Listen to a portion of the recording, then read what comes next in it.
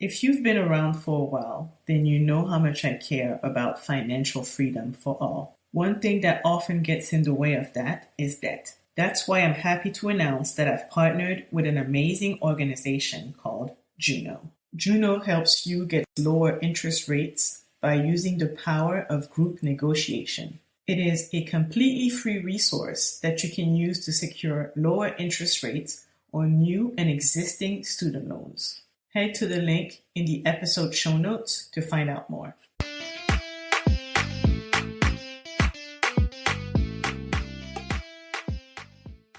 This is the Dreamers Podcast, episode 8, with business strategist Serwaa Adjei-Pelle. Today is March 15th, 2021. While I was in high school, I got my paralegal certification. After working at the restaurant, I would do my paralegal homework. And by the time I graduated from high school, I was a certified paralegal. And in college, I worked at a law firm, right? So that's how I got the extra money I needed to pay the remnants of my student loans. This episode is brought to you by Dream of Legacy. Check out dreamoflegacy.com for resources to assist you on your journey to financial independence. Hello, world. Welcome to the Dreamers Podcast. I am Stephanie Anne-Lyse, also known as Anne-Lyse Wealth. I am a financial coach and an author.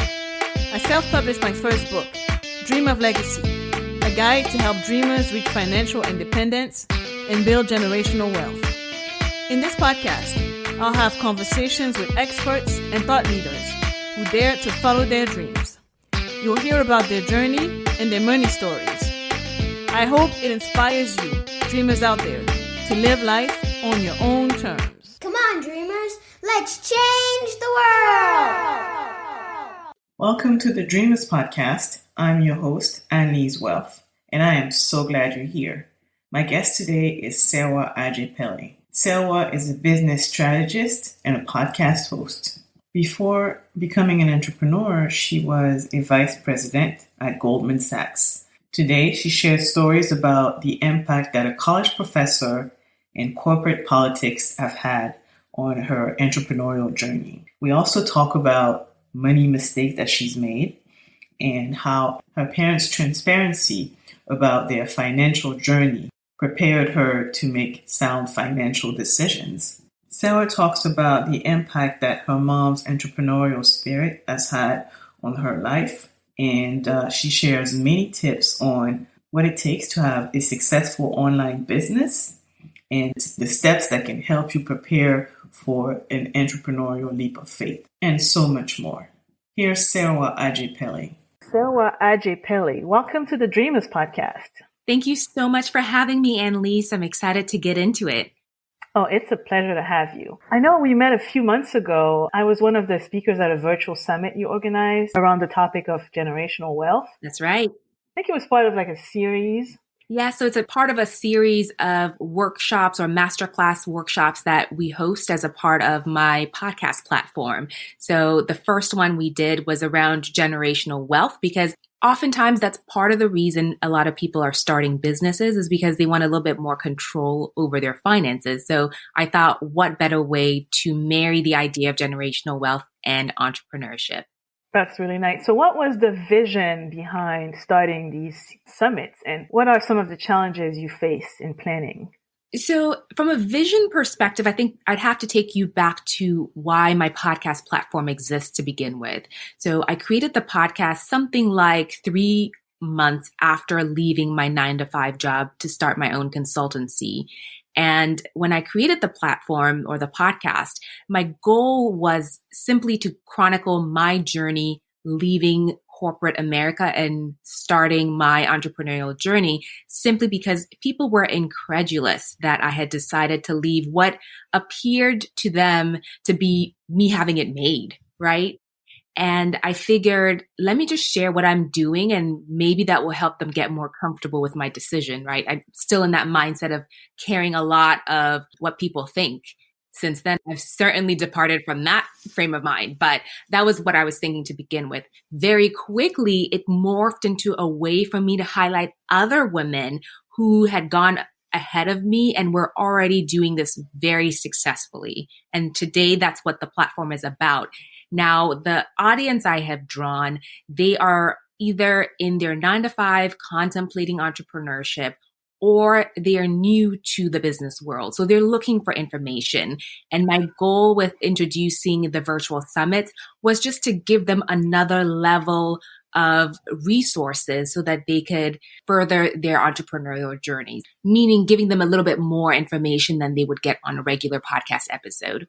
I really enjoy your podcast. It's a lot of great information. Thank you. So you mentioned earlier that you pretty much had it made, right? You walked on Wall Street. What made you decide to venture out on your own as a business strategist and podcast host?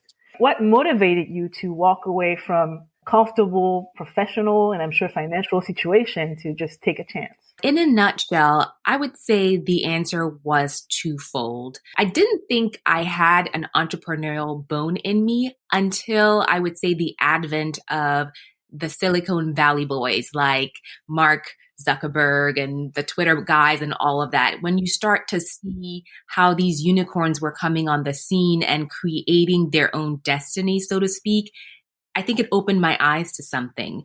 But once I was working Wall Street, yes, I had a lot of opportunity, like getting to run a global project, working for my company in Singapore on a special assignment. I quite frankly was enjoying what I was doing until I started to reach more senior levels. And I found that there was a little bit more politics involved when it came to promotions, when it came to getting raises. And I very quickly saw that my destiny and my growth were all in someone else's hands. So that realization, coupled with the fact that I got to work on another special assignment within the company, they have this accelerator called 10,000 Small Businesses, where they coach businesses on how to grow, how to be sustainable. And given that I was on the selection committee and got to coach as well, I really found a love for entrepreneurship, and in particular for women entrepreneurs. And so seeing those two together, seeing that I had a love for the coaching that I was doing within the company, but couldn't do it full time because that wasn't my main job within the company. When I got the chance, I took the leap. And I think I got the confidence to take the leap after I got my MBA.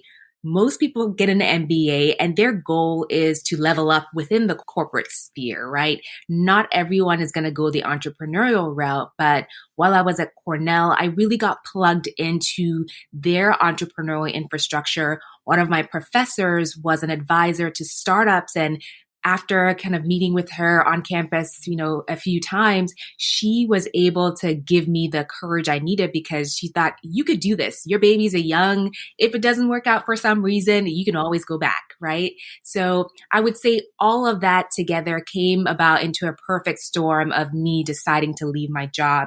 And of course, it took the buy-in of my husband, who was just more than ready for me to make that decision because I was going back and forth. Should I not? Should I not? He was just like, just do it. Sounds very familiar. Right? It's so interesting how in life, the steps that we take prepare us for the next level without us even realizing it. Mm-hmm. Mm-hmm. I'm sure many people want to be able to do what you did and turn their ideas into a business. Can you talk a little bit about how you prepared to take that leap of faith? So I would say first and foremost, to your point, everything I had done to that point had prepared me. So if you are going to make the leap today, I probably wouldn't advise someone to make the leap in the way I did because I didn't necessarily have a business going. And that's probably for a variety of reasons. I worked for a company that there would have been a few conflicts of interest, right? So it's difficult to be as public as I am now when I was sitting in the seat I was sitting in. So there's some considerations. But first and foremost, you need to know what makes you special. What is that skill set that you're about to offer? I would say test it out on the side and make sure you've learned how to sell. sell yourself, sell your services, sell your product, because you need to know that there's some sort of a repeatable way for you to generate income. And it's better to test that out while you do have that corporate paycheck and safety net coming in. And once you get to the point where you feel as though it's just going to take more of my time and focus in order to really blow this up, then that's a good, safe time to leave. Now, that's, as I said, safe, right? So oftentimes, if you are in the position to take a calculated risk, maybe you do leap without the safety net, especially if you do know how you are going to make the money and you know that you have perhaps a network that you can rely on for business and referrals and things of that nature. So everyone's situation is going to be a little bit different, but I, for one, just love to have a plan of attack so I know once I'm there, this is how I'm going to move. Great advice. So did you have an online presence when you started?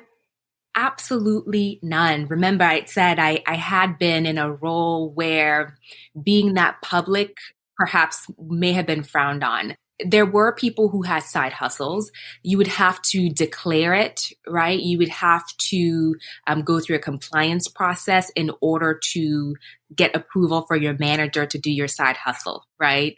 So it was very restrictive, I would say. And others may disagree, but that was my perception of the environment I was in.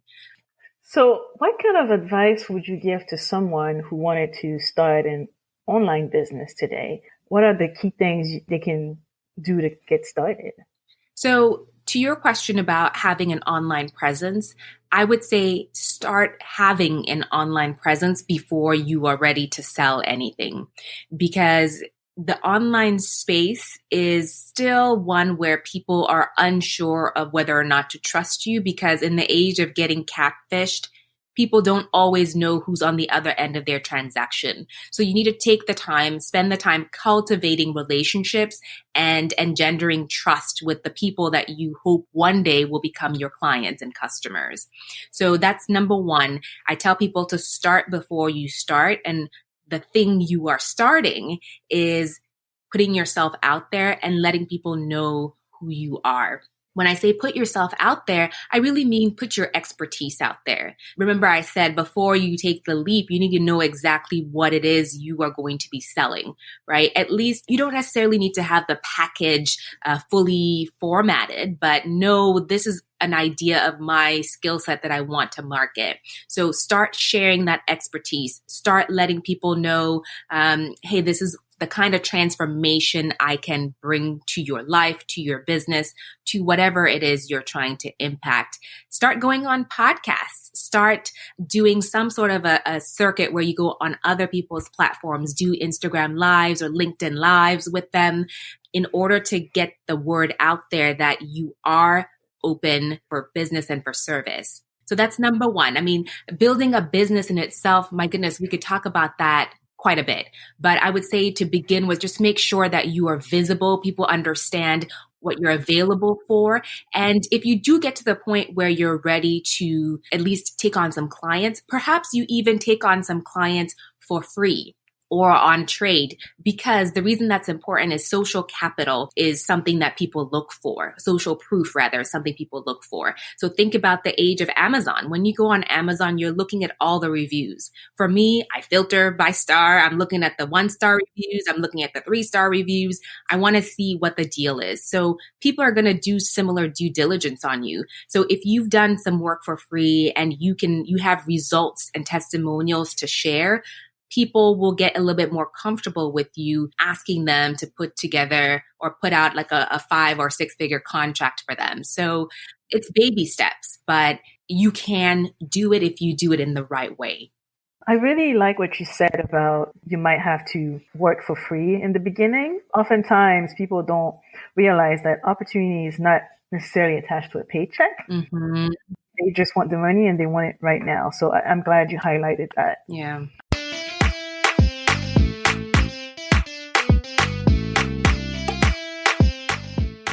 If you've been around for a while, then you know how much I care about financial freedom for all. One thing that often gets in the way of that is debt. That's why I'm happy to announce that I've partnered with an amazing organization called Juno. Juno helps you get lower interest rates by using the power of group negotiation. It is a completely free resource that you can use to secure lower interest rates on new and existing student loans. Head to the link in the episode show notes to find out more.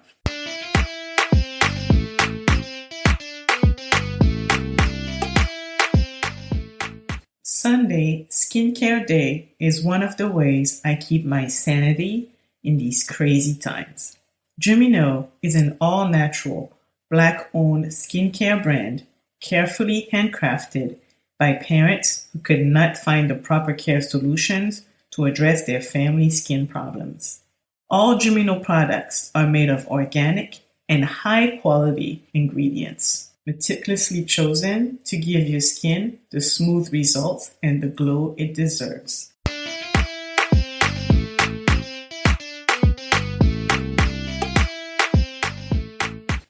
I saw a video online where you were talking about the concept of having 1,000 true fans as opposed to focusing on getting as many followers as possible. Mm-hmm. And I'm fairly new to social media. I really joined last year. I wasn't sure, should I focus on getting as many people as possible? Should I focus on getting the right people? And watching that video definitely helped me make sure that I was going in the right direction. Can you talk more about that concept? So this is something that is difficult to grasp when people first get into the online world, because the online rock stars, the online business rock stars, all have huge followings. So in turn, you want to get a big following as well. However, when you are setting up stretch goals or targets for yourself, you have to have some intermediate steps. And I think a good intermediate step is getting 1,000 true fans.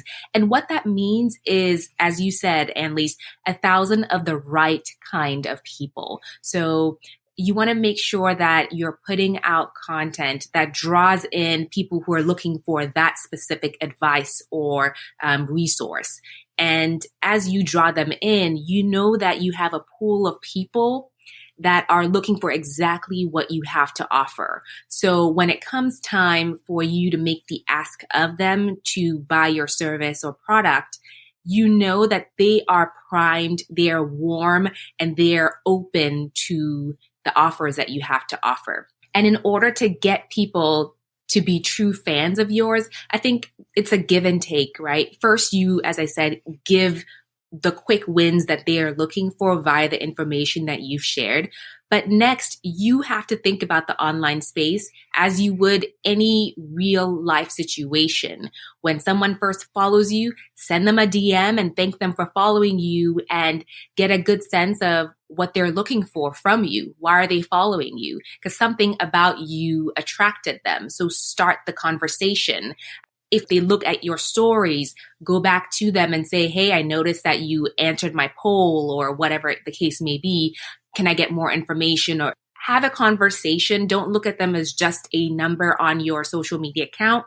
Look at them as the person they are. So as you build those deep relationships with the people within your social media environment and network, you get to the point where even maybe without even having worked with you, they trust you so much that they're referring people to work with you. So that's the depth of relationship you want to have with those initial early adopters of your work. That's great advice. So you are a mom, right? I am. How old are your kids? 7 years and 5 years old. Nice. So they're at an age where they're kind of independent. Oh, yes, absolutely. Which I thank God for, because especially given that we're all working from home remotely, I think it was important for us to have everyone be able to independently move through their routine every day.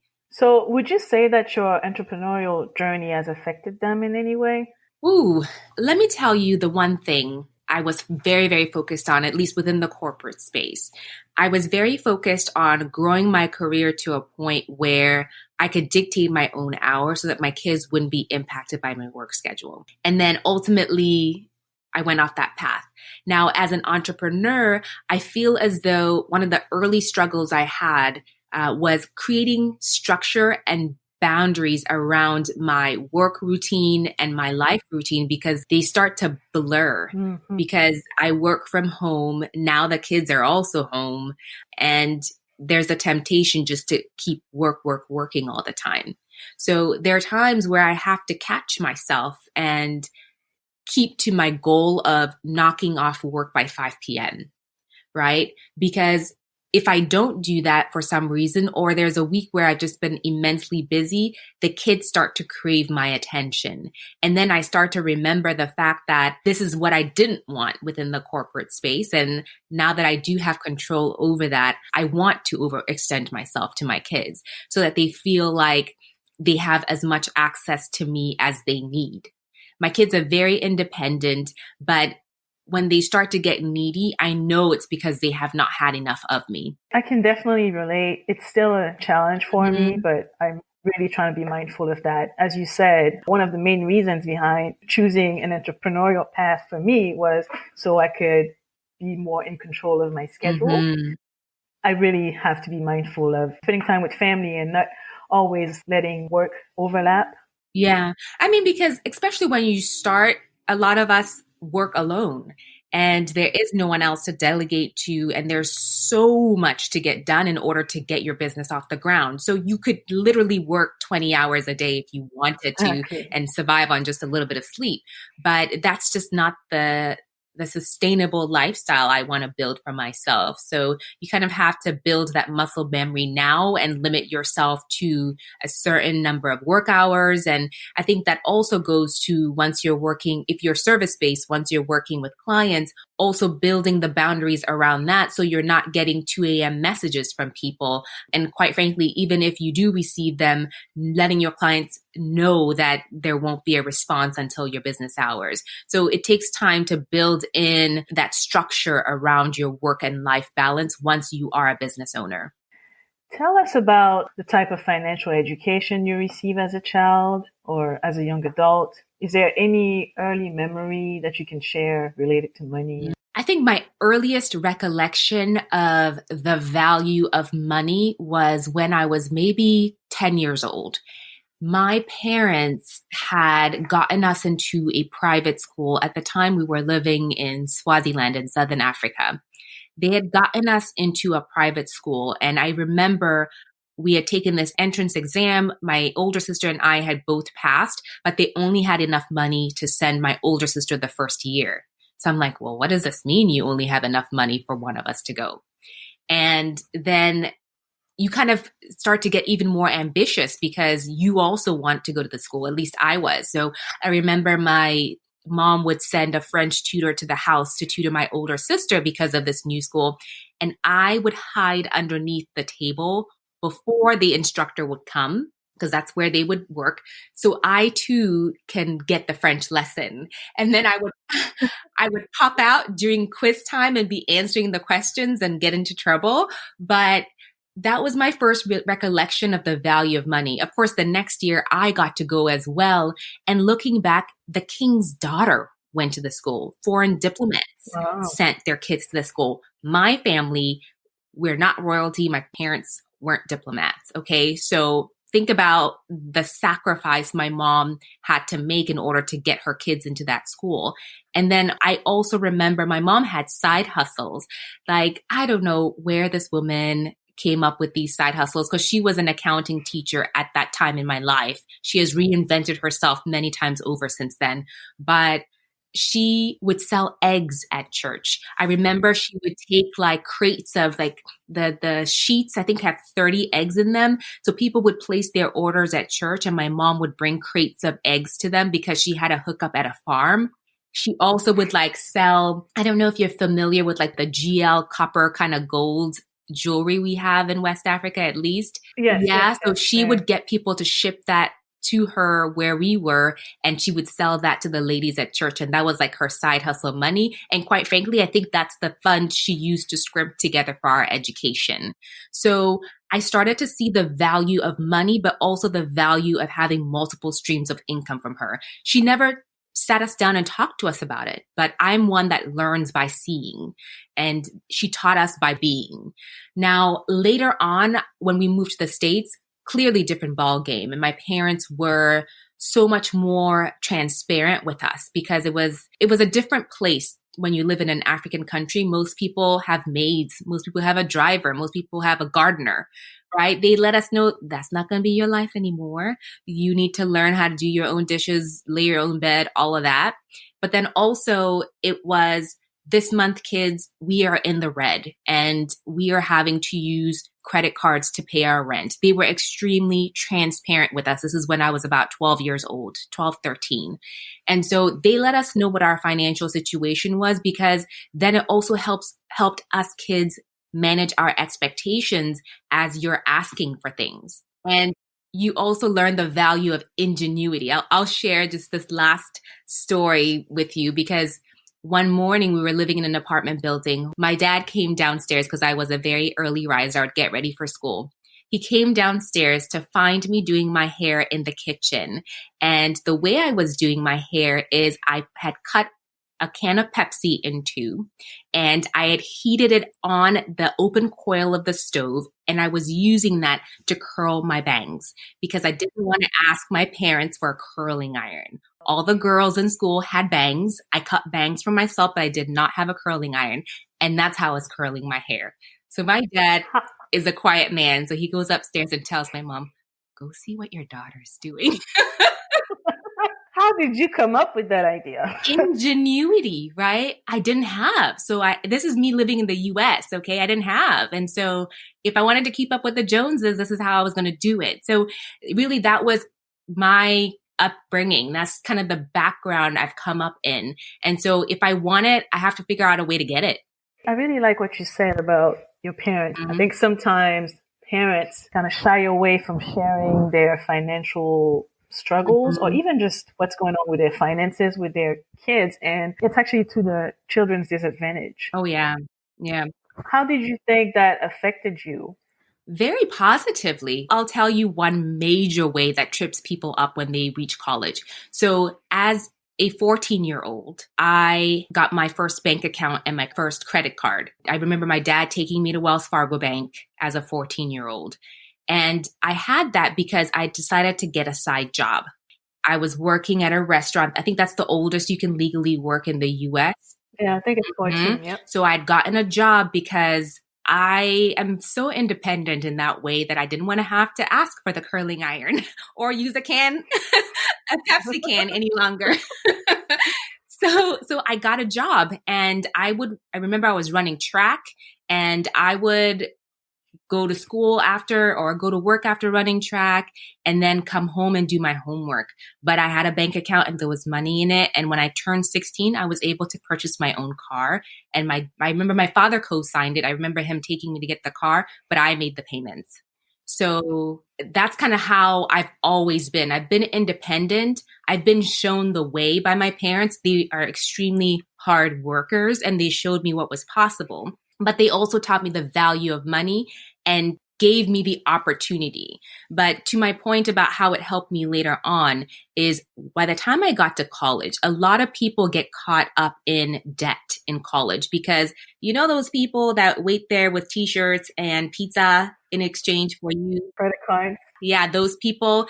I mean, it was irrelevant to me because I'd had a credit card for 4 or so years before even going to college. So it was a non-issue for me by the time I got there. And I thank my parents for that because I got to skip over all of those hassles and in fact was already building equity. My parents really didn't have to pay for college. I think they co-signed for some loans, but I was paying them off because to take you back, I really knew that I wouldn't get school entirely paid for by my parents at all. So while I was in high school, I got my paralegal certification. I don't know where I found the time. In high school? In high school. So after working at the restaurant, I would do my paralegal homework.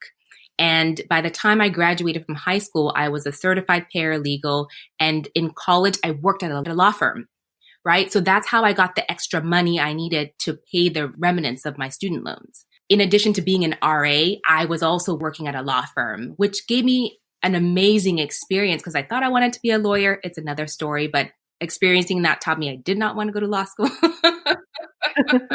Yeah, but I think I really have a lot to thank my parents for, because the hard work and the knowledge that they instilled in me helped me, as I said, avoid a lot of minefields as I was in college, and then helped me get into my working years with a clean slate.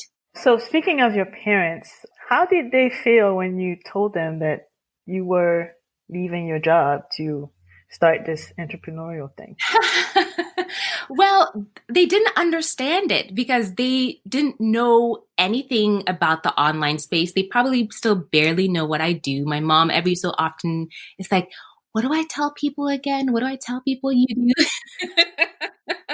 Because of course she wants to, African parents, she wants to brag on her daughter, but she's like, what do I tell them when I'm bragging? Absolutely.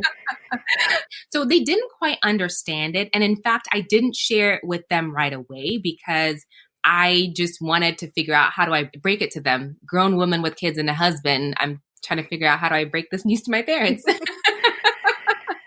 But in the end, this is the joy of having sisters. My younger sister was so excited for me that she broke the news to my dad and he called me. I always tease her about that. I'm like, I'm not you. I'm not going to share secrets. Anyway. It's funny. I'm African too. Someone told me that essentially African parents, they are interested in their children having a job that they can go and brag to their friends about. So when you start talking about, I want to start this online business, they just don't understand. You're like, what is that? My mom, she was like, does that pay? That's her question. Do people pay you? I'm like, Mom, it is a job. Well, recently I was named one of the top 10 business strategists to watch by Yahoo Finance. And when my parents, congratulations. Thank you. When my parents saw that, they were like, okay, I guess this is something.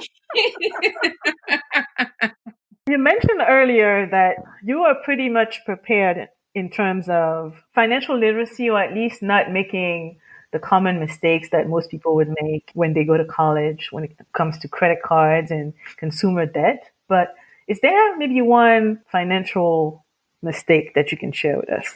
If I had maybe one regret, I would say, is not getting better at investing for myself. So I will tell you more about that. Now, I would say pretty quickly when I started working on Wall Street, I had an investment account because I worked on Wall Street. However, it was so extremely restrictive to trade because literally when Facebook went public, I had documents about Facebook on my desk, right? That's called insider trading and it's illegal. You will go to jail.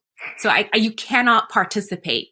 So because it was so restrictive, it was difficult for me to spend the energy to find the loopholes and take advantage of clearly where I was to invest for myself. So I think I had a lot of catching up to do, and I still have a lot of catching up to do when it comes to the personal investing side of things. That's a good one. Similarly to you, I worked as a public accountant for a Big Four. So similar, you had it all. You had all the details. So it was very difficult to figure out companies that you could actually invest in.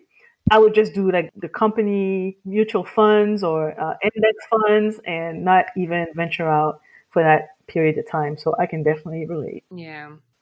So I would like to ask you a few rapid fire questions.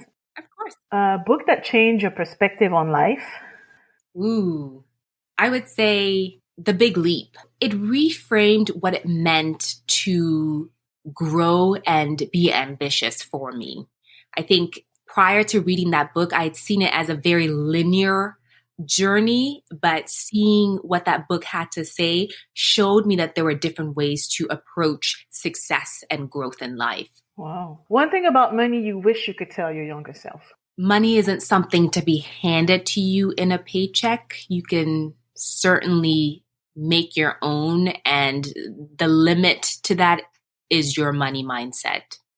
Ooh, good one. Best investment in yourself you ever made?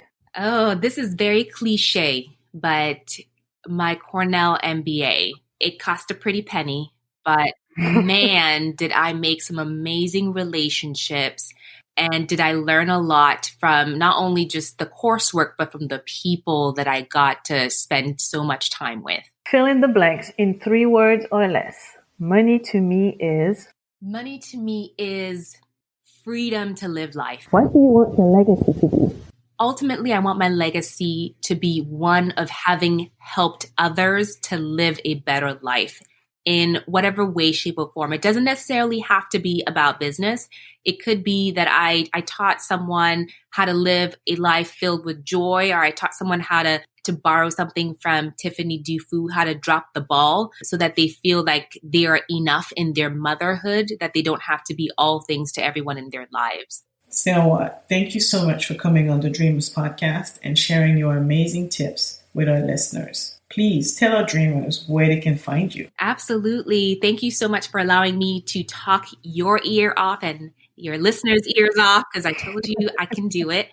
What's next for me? So as you said, I'm a business strategist. So this month, we actually launched our first membership group for our podcast community, but really anyone who comes across us. It's called Boss Off Script, because the podcast is called She's Off Script. And really that's an opportunity for people who have been sitting on the sidelines trying to figure out how to get into the business world. It's a membership community that has resources and coaching to get them from idea to launch on their business and really and beyond. So that's one of the things that's going to have my focus this year. But other than that, we're focused on growing the community, the podcast platform in general. And then also on the consulting side, I'm focused on helping more female CEOs grow and scale their online businesses. So I do that through consulting. People have VIP days scheduled with me, which is essentially a 6-hour period where I'm able to get them results in the time that we intensively work together. So if you're looking to find me, you can find me on Instagram. I'm Serwaa_AP, or you can find me on my website. Everything is on there. It's serwaaadjei-pelle.com. All right. Thank you so much. You're welcome. That was Serwaa Adjei-Pelle, everybody. I hope you enjoyed today's episode. Next week on the podcast, we have financial educator Lawrence Gonzalez.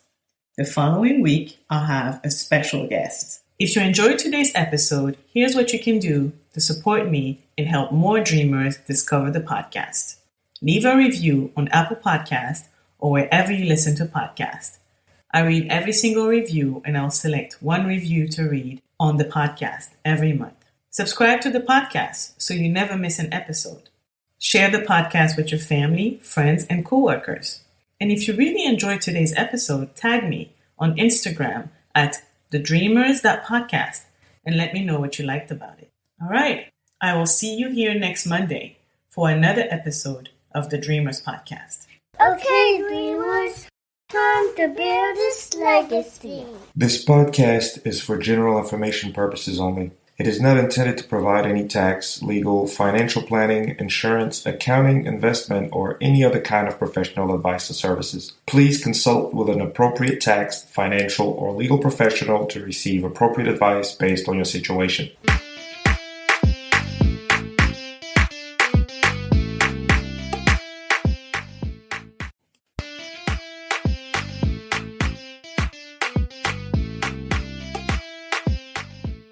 Sunday, Skincare Day, is one of the ways I keep my sanity in these crazy times.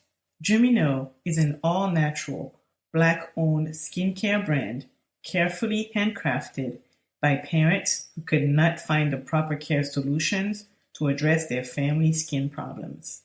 All Gemino products are made of organic and high-quality ingredients, meticulously chosen to give your skin the smooth results and the glow it deserves.